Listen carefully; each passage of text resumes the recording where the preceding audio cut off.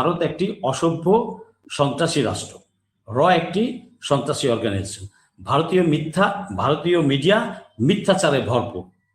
তারা সকাল বিকাল মানে ঘুম থেকে উঠে মিথ্যা শুরু করে, ঘুমানোর যাওয়ার আগে একটা মিথ্যা বলে যায়, যাতে বাকি না থাকে, পরের দিন লোট না টানতে হয়। দিনের মিথ্যাগুলা বলে শেষ করে। এই হচ্ছে ভারতের চরিত্র। ভারত স্বপ্ন দেখছে, স্বপ্ন আজকে থেকে না, সেই 49 সাল থেকেই দেখছে। 71-এ কিছুটা তারা অ্যাচিভ করেছে। তারপর যতটুকুই আমরা স্বাধীনতা পেয়েছিলাম সেটাই আবার তারা অঙ্গীভূত করে নিয়েছে, করগ্রাহ্য বানিয়ে নিয়েছে বিভিন্ন সময়ে। শুধুমাত্র প্রেসিডেন্ট রাষ্ট্রপতি জিয়াউর রহমানের সময়টুকু ছাড়া বাকি সব সরকারের সময়ই ফ্যানের নয়েজ আসতেছে, ফ্যানটা একটু অফ করে দেন। জাস্ট এক মিনিট।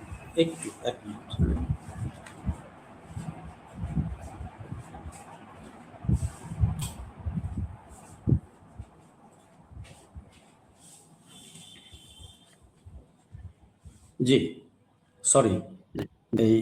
এই সময়টাতে ভারত তারা আধিপত্য বজায় রেখে এসেছে বিভিন্ন সময়ে।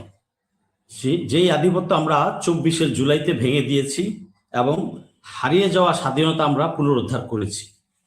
আচ্ছা, এই জুলাই উত্তর বাংলাদেশে আমরা কেউ আর চাই না এই ভারতের আধিপত্য বাংলাদেশে আবার প্রতিষ্ঠিত হোক। কথা লম্বা করতে চাই না, শুধু এটুকুই বলবো যে এই জুলাই উত্তর বাংলাদেশে আমাদের যে দলই সরকারে থাকুক না কেন, এই স্বাধীনতা সার্বভৌমত্বের ব্যাপারে আমাদের কোনো কম্প্রোমাইজ করা যাবে না।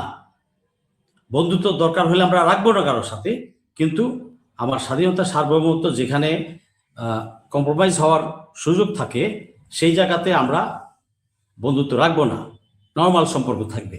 বন্ধু এত পীড়িতের বন্ধু বানানো কাউকে দরকার নাই। যা হোক, তো ভারত যখন মসজিদ ভাঙছে, কোরবানি দিচ্ছে না, মুসলিমদের মারধর ধর্ষণ হত্যা করছে, তাদের বাড়িঘর ভেঙে দিচ্ছে, পুশিং করছে, রংপুর ডিভিশন তারা নিয়ে নিবে টুকরা করে, ফেনী নিয়ে নিবে, এবং এই সময়ে এই ধরনের একটা খুনিকে ডিপ্লোমেট হিসেবে বাংলাদেশে পাঠানোটা একটা মানে আমি মোদির জন্য একটা দুষ্টামিমূলক পদক্ষেপ। কেন বলছি মোদির জন্য? কারণ সে বিজেপির এই ডিপ্লোম্যাট ত্রিবেদী যেন ত্রিবেদী সাহেব যে আসলেন, দীনেশ ত্রিবেদী, হ্যাঁ দীনেশ ত্রিবেদী, উনি আসলেন বাই রোডে আসলেন। 7,000 টাকা, 6 থেকে 7,000 টাকা মানে বাই ইয়ার আসলে। তো বাই ইয়ার কেন আসলেন না? কত টাকা খরচ হইতো ভারত সরকারের? তার মোটিভটা কি? উনি যে বাই ল্যান্ড আসলেন, মানে এটা তো আমার মামার বাড়ি, মানে আমাদেরই অঙ্গরাজ্য, ওই ধ্যান ধারণা এখনো আছে। যাই ভাই, রাস্তা দিয়ে হেঁটে সবার সাথে টাটা দিতে যাই আর কি, ঢুকি বাংলাদেশে। ওই মোটিভটাই ওদের ভিতরে এখনো কাজ করছে, এটা হাত ঘুরিয়ে দিতে হবে। আচ্ছা, বাংলাদেশে পাঠানো সাধারণত ক্যারিয়ার ডিপ্লোমেটরা well trained, have big experience, gradually তারা স্কিল ডেভেলপ করে, এক্সপার্টিস ডেভেলপ করে through training and job.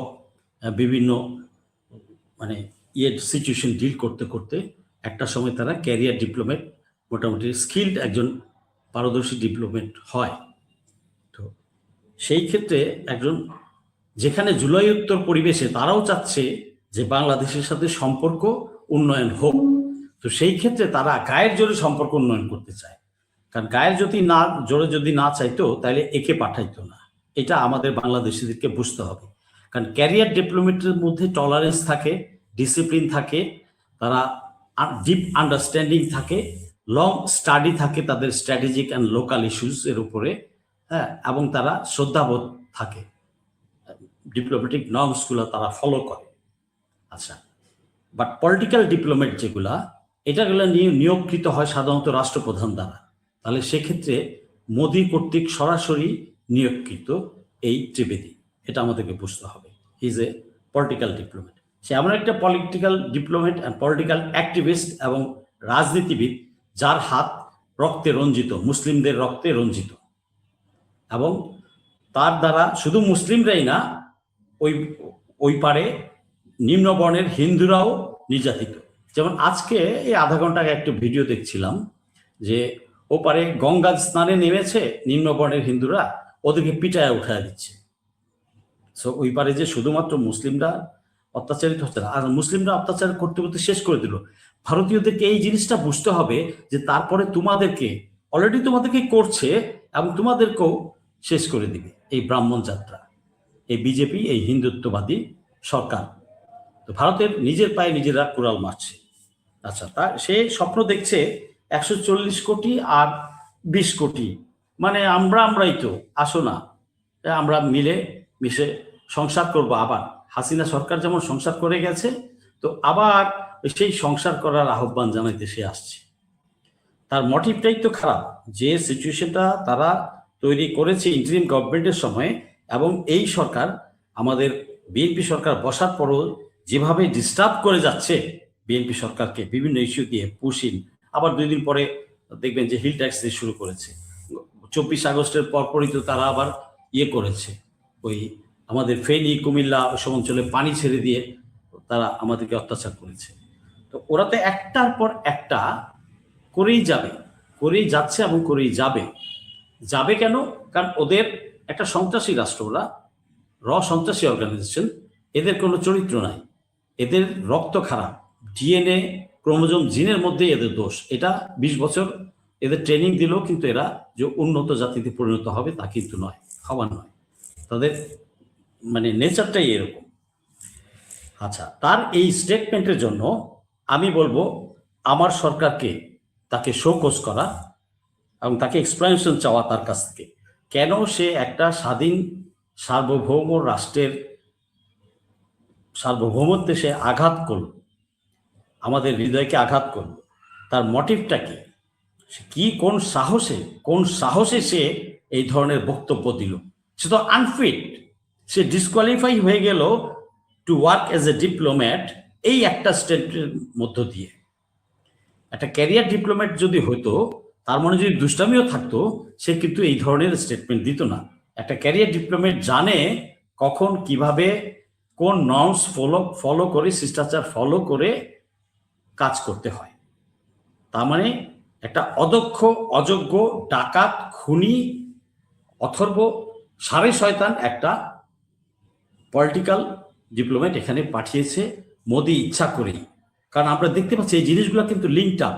Push in, Ram মন্দির, কৃষ্ণ মন্দির, রংপুরে পলাশবাড়ি বরাবর নেকটা চিকন আছে, পুরো আলাদা করে নিয়ে যাওয়ার তাদের স্বপ্ন, তারা সেইভাবে কাজ করছে।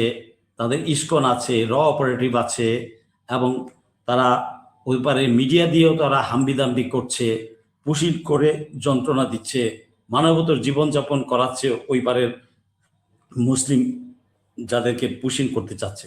তুমি হিন্দু পুশিন করো না কেন? তুমি আওয়ামী লীগের যারা গিয়ে ওই পারে পালিয়ে আছে তাদের পুশিন করো না কেন? তাদেরকে ফেরত দাও না আমার। তোমার আচ্ছা, পুশিন তো করছে, তারপর ইন্টারন্যাশনাল নর্মস তো তারা ফলো করেই না, আইন ফলো করে না, যেহেতু সন্ত্রাসী রাষ্ট্র। কানাডাতে শিখ নেতাকে তারা মেরেছে, আমেরিকাতে আরেকটাকে মারতে গিয়ে ধরা খেয়েছে। তো পুরা পশ্চিমা দুনিয়া, পুরা বিশ্ব জেনে গেছে ভারত একটি অসভ্য সন্ত্রাসী রাষ্ট্র, একটি সন্ত্রাসী অর্গানাইজেশন। ভারতীয় মিডিয়া মিথ্যাচারে ভরপুর। তারা সকাল বিকাল মানে ঘুম থেকে উঠে মিথ্যা শুরু করে, ঘুমানোর যাওয়ার আগে একটা মিথ্যা বলে যায়, যাতে বাকি না থাকে, পরের দিন লোট না টানতে হয়। দিনেরটা দিনে মিথ্যাগুলা বলে শেষ করে। এই হচ্ছে ভারতের চরিত্র।